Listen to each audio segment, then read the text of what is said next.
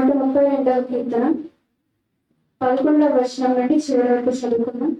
132వ కీర్తన 11వ వచనం నుండి చివరి వరకు. నీ గర్భఫలమును నీ రాజ్యము మీద నేను నియమించును. నీ కుమారులు నా నిబంధనను గైకొనిన ఎడల నేను వారికి బోధించిన శాస్త్రమును వారు అనుసరించిన ఎడల వారి కుమారులు కూడా నీ సింహాసనము మీద నిత్యము కూర్చుందురని యెహోవా సత్య ప్రమాణము దావీదుతో చేసెను. ఆయన మాట తప్పని వాడు. యెహోవా సీయోనును ఏర్పరచుకొని ఉన్నాడు, తనకు నివాస స్థలముగా దాన్ని కోరుకొని ఉన్నాడు. ఇది నేను కోరిన స్థానము, ఇది నిత్యము నాకు విశ్రమ స్థానముగా నుండును. ఇక్కడనే నేను నివసించేదను.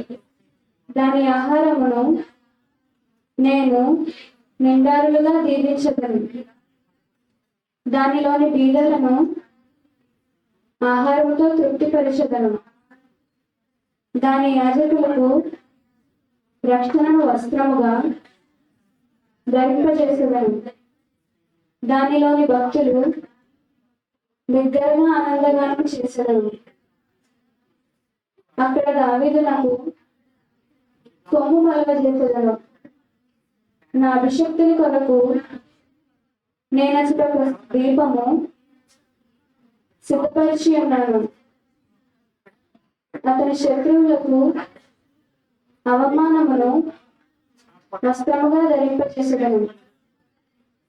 అతని కిరీటము అతని మీదనే ఉండి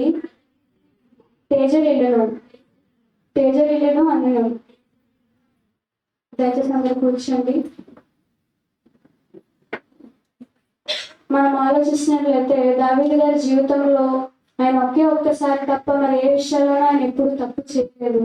అందుకని దేవుడు ఏమైనా వాగ్దానం ఇస్తున్నారంటే ఆయనకి ఏమిటి ప్రమాణం చేస్తున్నారంటే 11వ వచనం చూసినట్లయితే నీ గర్భఫలమును నీ రాజ్యం మీద నేను నియమింతును.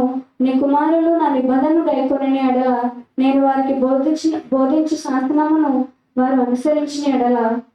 ఇక్కడ ఈయన ఏమని చెప్తున్నారంటే దావీదు గారి యొక్క సంతానాన్ని, దావీదు గారి యొక్క గర్భఫలాన్ని కూడా దేవుడు వాళ్ళే ఏలేలాగా, వాళ్ళు రాజ్యం చేసేలాగా నేను నియమిస్తాను. అలాగే నీ కుమారులు నా నిబంధనను గైకొని ఎడల నేను వారికి బోధించిన శాసనం వారు అనుసరించిన ఎడల వారి కుమారులు కూడా నీ సింహాసనం మీద నిత్యము కూర్చుందిరని. దేవుడు ఏమంటున్నారంటే ఒకవేళ నీ కుమారులు కూడా నా శాసనాలను అనుసరించి నా కట్టలను గైకొన్నట్లయితే నేను వారిని కూడా రాజుల ఎలా నేను చేస్తాను అని, వారు కూడా నీ సింహాసనం మీద నిత్యం కూర్చుంటారని దేవుడు ఏం చేస్తున్నారంటే యెహోవా సత్య ప్రమాణము దావీదుతో చేసెను. దేవుడు ఏం చేస్తున్నారంటే దావీదు గారికి ప్రమాణం చేస్తున్నారు, వాగ్దానం చేస్తున్నారు. ఆయన మాట తప్పనివాడు. దేవుడు ఎలాంటి వాడండి? మాట తప్పనివాడు. యెహోవా సీయోనును ఏర్పరచుకొని ఉన్నాడు, తనకు నివాస స్థలంగా దాన్ని కోరుకొని ఉన్నారు. దేవుడు ఏం చేస్తున్నారంటే సీయోను ఏర్పరచుకున్నారు, సీయోన్లోనే ఆయన ఉండాలని అనుకుంటున్నారు.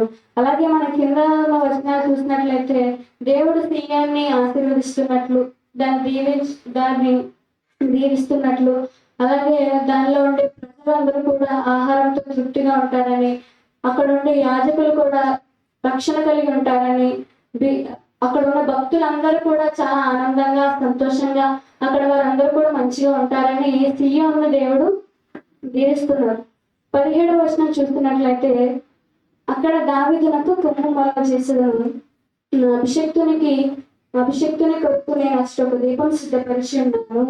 దావీదునకు కొమ్ము మలగ చేసేదను అంటే ఇక్కడ కొమ్ము అనే పదం దేన్ని సూచిస్తుంది అంటే అధికారాన్ని, అలాగే హెచ్చిస్తాను అనే విధంగా కూడా ఇది సూచిస్తుంది.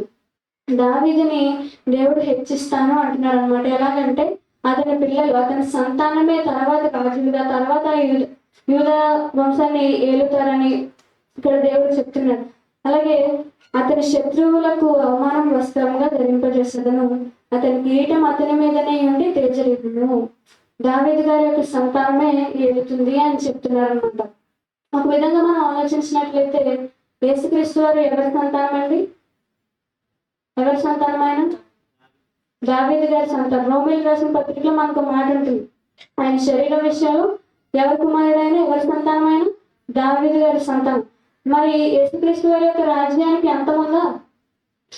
ఆయన రాజ్యానికి అంతం లేదు. యుగ యుగములకి తరతరములకి ఆయనే ఏలుతారు అనమాట.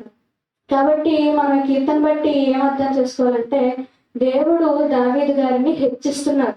ఏ విధంగా అంటే యేసుక్రీస్తు వారు ఎవరి సంతానం అండి?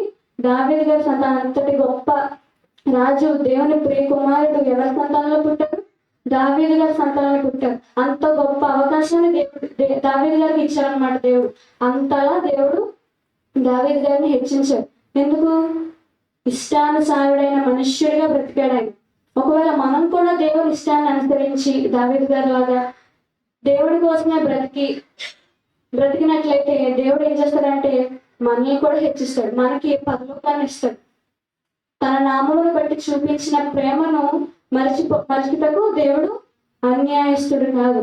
కాబట్టి మనం ఆయన కోసం బ్రతికినట్లయితే, ఆయనకి ఇష్టానుసారంగా బ్రతికినట్లయితే దేవుడు మనల్ని ఖచ్చితంగా హెచ్చిస్తాడు. పరలోకానికి మనం వచ్చే అవకాశాన్ని మనకు ఇస్తాడు.